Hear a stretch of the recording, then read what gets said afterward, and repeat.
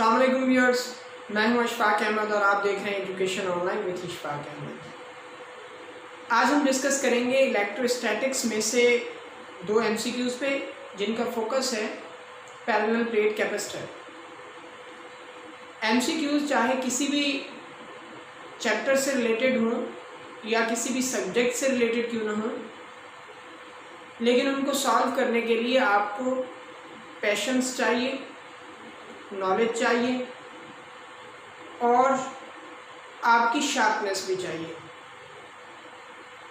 अगर आप बहुत ही तेज़ी दिखाने की कोशिश करेंगे, मीन्स पेशेंस नहीं दिखाएंगे, तो भी आप एमसीक्यू को गलत सॉल्व कर सकते हैं। अगर आप इतने सुस्त हो जाएंगे कि एक ही एमसीक्यू पे सारा टाइम लगा दें, तो आप बकाया जो टेस्ट के क्वेश्चन हैं उनको प्रॉपरली नहीं कर पाएंगे। और उसके साथ साथ एमसीक्यू कोई भी हो, उसको सॉल्व करने के लिए नॉलेज बैंक तो आपके पास होना ही चाहिए। अगर ये तीन चीज़ें आप शार्पनेस, पेशेंस और नॉलेज, तीनों चीज़ें अपने आप में बिल्टअप कर लें, तो कोई भी एमसीक्यू किसी भी सब्जेक्ट का आपसे बच नहीं सकता। आप उसको 100% सॉल्व करने के काबिल बन सकते हैं।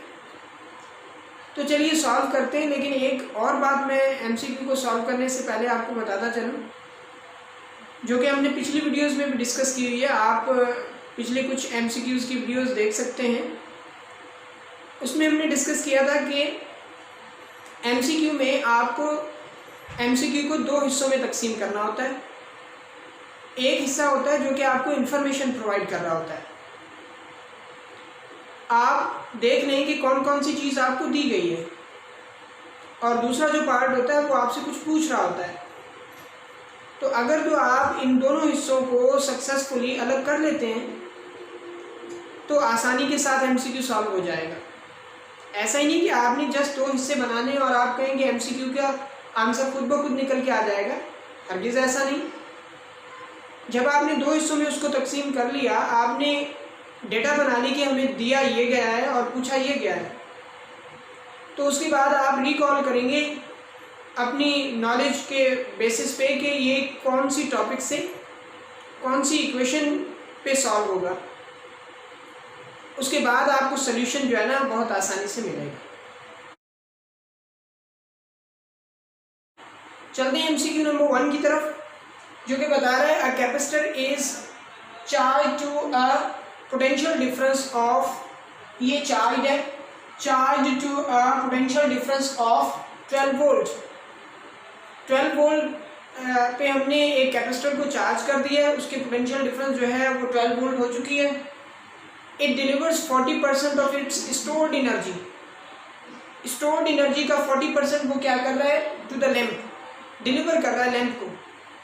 जब 40% लैंप को डिलीवर कर दी, तो यहाँ पे आप जहन में दो चीज़ें रखिए कि अगर आगे चल के आपसे डिलीवर के बारे में कुछ पूछ रहा है तो 40% उसने डिलीवर किया है, 40% यूटिलाइज करेंगे।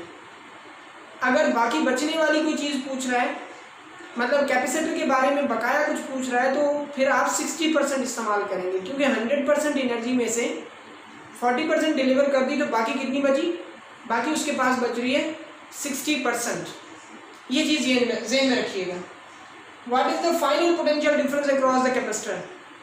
वही बात आ गई कि कैपेसिटर का पोटेंशियल डिफरेंस फाइनल क्या होगा, मतलब उसने एनर्जी डिलीवर कर दी, बाकी उसका पोटेंशियल डिफरेंस क्या बच रहा है, आप ये बताएं। तो उसके लिए ऑप्शन हमें दिए गए हैं 12 वोल्ट, 6 वोल्ट, 9.3 वोल्ट और 7.8 वोल्ट। इस चीज़ को सॉल्व करने के लिए आपको पहले रिकॉल करना होगा कि इक्वेशन क्या है, जिस इक्वेशन के थ्रू हम एनर्जी डिटरमाइन करते हैं। तो वो इक्वेशन होती है E इक्वल टू 1/2 CV²। आप इस इक्वेशन को अगर फर्स्ट मीन्स जब उसको हमने चार्ज किया था, ये पहला केस है, फिर ये डिस्चार्ज कर रहे हैं, क्योंकि जब एनर्जी डिलीवर करता है कैपेसिटर, इसका मकसद है वो डिस्चार्ज हो रहा है। तो पहले केस के लिए अगर आप इसको इस्तेमाल करेंगे तो ये 1 हो जाएगा। E1 किसके इक्वल आ गया, 1/2 सेम है, C सेम है, ये 12 है, इसके ऊपर स्क्वायर है, तो E1 इक्वल टू 144, क्योंकि ये 12 का स्क्वायर 144 हो जाएगा ओवर में 2C। तो E1 की वैल्यू आपके पास मिल गई 72 इंटू C। ये कूलम नहीं है, ये C कैपेसिटेंस है, जिसकी वैल्यू में दी नहीं गई, तो हम कहाँ से उसको जो है ना रिप्लेस करें। अच्छा जी, अब हमें मालूम क्या करना है, हमें V मालूम करनी है, लेकिन जब उसने 40% डिलीवर कर दिए है तो बाकी कितनी बच रही है 60%। इसका मकसद है आप सेकेंड केस के लिए लेंगे E2 is equal to 1/2 C V2 square. तो यहाँ पे E2 कितनी है 60%, क्योंकि 40% उसने डिलीवर कर दी, तो 60% ऑफ E1 बच गई, बाकी 1/2 C और ये आपके पास V2 होल स्क्वेयर। E1 की वैल्यू ये है, तो ये 2 के साथ मल्टीप्लाई करेंगे, ये हो जाएगा 1.2, क्योंकि 2 इधर मल्टीप्लाई किया, 2 इंटू 1/2 1 हो गया, 0.6 के साथ 2 मल्टीप्लाई करेंगे 1.2, और E1 की वैल्यू सब्सटीट्यूट कर दें 72 E1 C नॉट E1, क्योंकि E1 की वैल्यू हमने सब्सटीट्यूट कर दी, बाकी इधर बच गया C। ये आपके पास आंसर आ गया, ठीक है जी। ये C कैंसिल, 72 को आप मल्टीप्लाई करेंगे 1.2 के साथ, ये आएगा 86.4 इक्वल टू V2 स्क्वेयर। अब आप अंडर रूट ले लें दोनों साइड पे, तो ये चीज़ आपके पास मिल जाएगी 86.4 अंडर रेडिकल V2, तो V2 की वैल्यू आपके पास मिल गई 9.3 वोल्ट, 9.29 आएगा, जिसको हम राउंड ऑफ करने के बाद 9.3 लिख सकते हैं। तो इसका मकसद है correct answer A is this one, ये correct answer, this is the correct answer. तो चलते हैं प्रॉब्लम नंबर 2 की तरफ। MCQ 2 हमें बता रहा है कि energy stored on a capacitor is 128 joule. एक कैपेसिटर पे 128 जूल हमने एनर्जी स्टोर की है जब उसको सर्टेन वोल्टेज पे चार्ज किया। बताया नहीं गया कि कितना वोल्टेज है, सर्टेन वोल्टेज पे चार्ज किया गया। If capacitor drop its voltage to half at the end of each second, हर सेकंड के एंड पे वो अपना पोटेंशियल डिफरेंस ड्रॉप कर रहा है, तो what will be the energy of capacitor eight the end of 4th second after starting the discharge.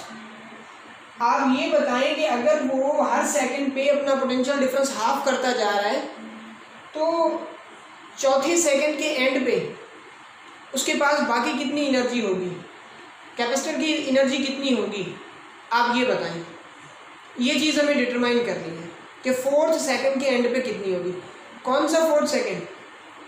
After starting the discharge, जैसे ही डिस्चार्ज होना शुरू हुआ तो चौथे सेकंड पे आप बताएंगे कितनी एनर्जी उसके पास होगी। ठीक है जी। उसके लिए ऑप्शन दिए गए 16 जूल है, 8 जूल है, 4 जूल है, 2 जूल और 0.5 जूल। ये 5 ऑप्शन हमें दिए गए। तो अगेन हमारे पास जो इक्वेशन होगी वही जो एनर्जी और पोटेंशियल डिफरेंस को रिलेट कर रही है, ऐसी इक्वेशन हम इस्तेमाल करेंगे।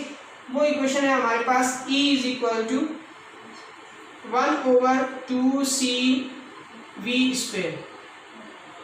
अब पहले हमें ये मालूम नहीं है कि पहले वोल्टेज कितना था, पहले हमें एनर्जी दी गई है 128 जूल, तो वो पहले वाली एनर्जी आप यहाँ पे सब्सटीट्यूट करेंगे। 128 इक्वल टू 1/2 CV1 स्क्वेयर। तो आप यहाँ पे ये देखेंगे, ये हो गया 256 divided by C is equal to V1 square. ये आपके पास V1 का एक वैल्यू मिला 256 बाय C, जो भी है ये वैल्यू होगा फर्स्ट वोल्टेज जब आपने उसको चार्ज किया जिसको हमने सर्टेन वोल्टेज कहा हुआ है, 120 जूल जब उसके पास एनर्जी थी। अब सेकंड चीज़ क्या बता रहा है कि हर सेकंड के बाद वो पोटेंशियल हाफ कर रहा है। तो आप यहाँ पे देखिए, यहाँ पे ये वोल्टेज V1 है, तो एक सेकंड के बाद जो वोल्टेज है वो हो जाएगा V1/2, ठीक। और एक और सेकंड के बाद ये हो जाएगा V1/2 मीन्स 4। एक और सेकंड के बाद ये हो जाएगा V1/2 मीन्स 8। ये एक सेकंड गुजर गया, ये दूसरा सेकंड गुजर गया, ये तीसरा सेकंड गुजर गया, और डेफिनेटली चौथे सेकंड के एंड पे क्या हो जाएगा, after the end of fourth second it will be V1/16, ये वोल्टेज मिलेगा। अब आप उसकी एनर्जी डिटरमाइन कर सकते हैं। एनर्जी कैसे डिटरमाइन की जाएगी? Energy is equal to E2 equal to 1/2 CV2 square. तो 1/2 सेम, C सेम, V2 कितना है, V1/16 ये आपके पास स्क्वायर में आ गया। अब आप इसमें V1 की वैल्यू सब्स्टिट्यूट करें, क्योंकि E2 सेम, 1/2 वही, C वही सेम। V1 की वैल्यू क्या है, 256/C, ये है V1 के स्क्वायर की। अगर आप V1 ले लेंगे तो ये अंडर रेडिकल आ जाएगा, ये अंडर रेडिकल के साथ आप यहाँ पे 256/C सब्स्टिट्यूट कर दें, और उसके साथ साथ डिवाइडेड बाय 16, ये whole square. So now you can see here कि स्क्वायर और अंडर रेडिकल कैंसिल हो जाएगा, और ये इसके ऊपर स्क्वायर आ जाएगा। यहाँ पे C और C कैंसिल हो जाएगा, बाकी क्या बच रहा होगा, बाकी बच रहा होगा 1/2 जो ये है इंटू 256, और 16 का स्क्वायर भी होता है 256, तो ये कैंसिल हो गया। बाकी E2 किसके इक्वल बच रही है, E2 is equal to 1/2 joule, और यू कैन से 0.5 जूल। तो जो एनर्जी होगी कैपेसिटर के पास, वो एनर्जी कितनी बच रही होगी, 0.5 जूल। ठीक है जी। So this is the solution of MCQs related to the capacitor, focusing or relating energy and the voltage. For further videos, stay tuned at Education Online with Ishfaq.